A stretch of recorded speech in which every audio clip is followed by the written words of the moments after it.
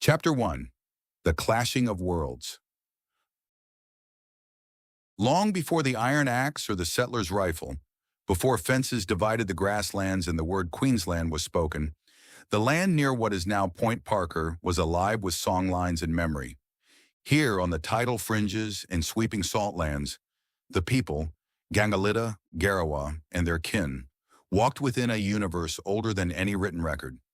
From the first light streaking over the mangrove flats to the hush before nightfall, near the sacred waterholes, everything in the world was made of relationships.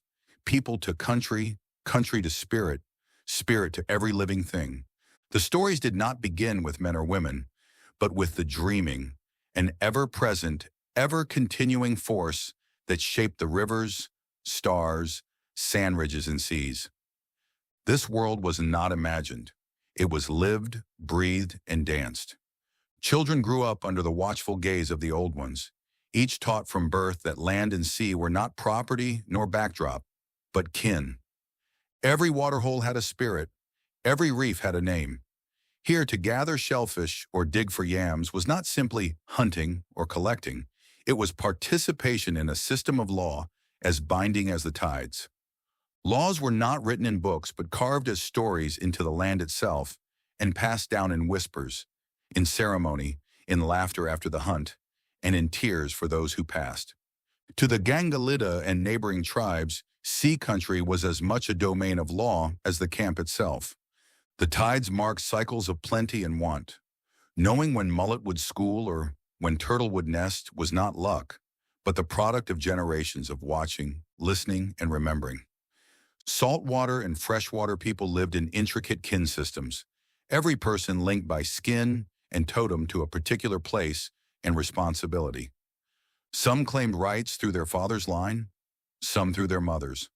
All of them, from elders to newborns, carried obligations, welcoming the first rains, protecting special sites, gathering just enough but never more, and always making sure to speak to country. To these people, the world did not need to be discovered. It existed as the residue of creation. Before humans, ancestor beings traveled and shaped every feature: shark, dingo, rainbow serpent, the black crane, and ancestral groper. Some left their forms as rocks, others in caves, and others as the invisible energy in a bend of Mangrove Creek. If you stood quietly at the right moment, you could feel the lingering power of these travels. Some could call thunderstorms down, others could bring fish or keep them away. On special nights by firelight, old women would recall the story of Thuwathu, the rainbow serpent, who still watched the salt water and could bring sickness or protection, depending on whether people followed the law. The law was not only for humans, it governed how to take only ripe wild honey, when to dig for yams, how to share a turtle, and how to keep the spirit of a place strong by tending to it and singing to it. Violation brought real consequences: illness, misfortune, warnings in dreams, or the land itself turning from friend to enemy. Daily life flowed through ancient rhythms.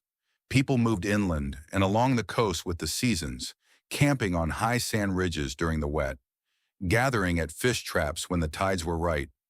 Shelters were woven from bark and reed, always built to face the northeast to shelter from the winter winds. Men and women had different roles but equal responsibilities. Women were renowned for gathering shellfish, water lilies, and bush medicine. Men hunted dugong, kangaroo, and taught young boys the songs that mapped the country's hidden dangers and blessings.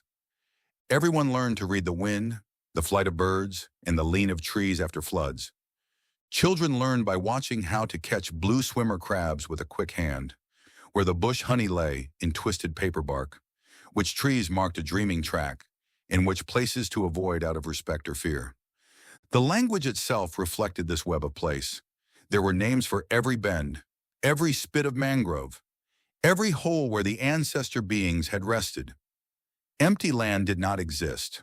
All ground carried a story, a responsibility.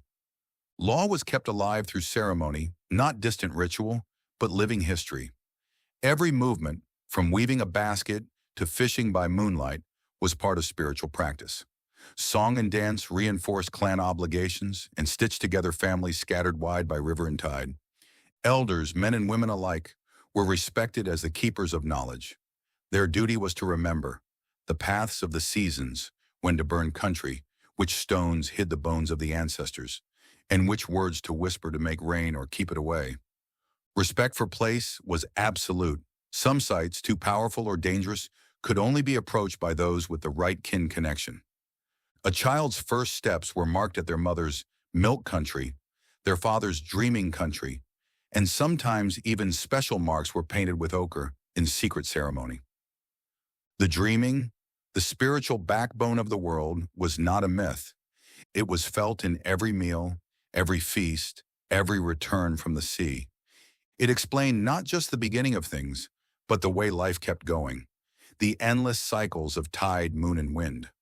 Aboriginal people of the Gulf believed that when death came, part of a person went to the stars, and part remained as unseen people, watching, teaching, sometimes warning. These spirits taught new songs to the living, offered advice, or sent dreams if the balance of country started to tip. They were neither gods nor ghosts in any Western sense, but the immortal extension of kin and memory.